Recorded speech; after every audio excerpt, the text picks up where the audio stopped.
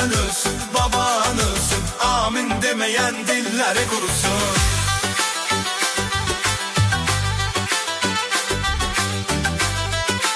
Balam mənə olma düşmən, sənə mesaj yazmışam mən, Cevabını yazmasan sen. Nenen ölsün, baban ölsün, amin demeyen dilleri kurusun. Akşam zeng vuraram yatma, kasıb uşağam beni aldatma, konturum yoktur yüzü çatma. Ay nenen ölsün, ay baban ölsün, amin demeyen dilleri kurusun. Seni menden, beni senden, seni menden, beni senden eyleyen, eyleyen. Nenen ölsün, baban ölsün, amin demeyen dilleri kurusun.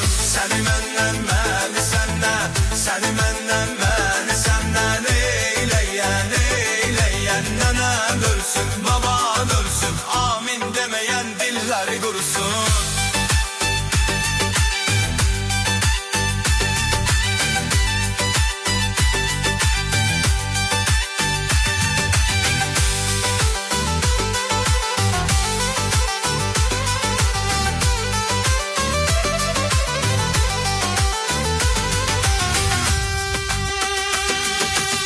Bir bacım var merdi mezardı, seni aldı menden atardı.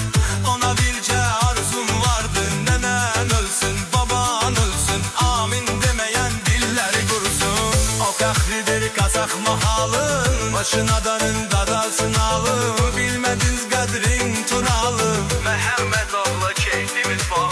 Ay nenen ölsün, ay baban ölsün, amin demeyen dilleri kurusun.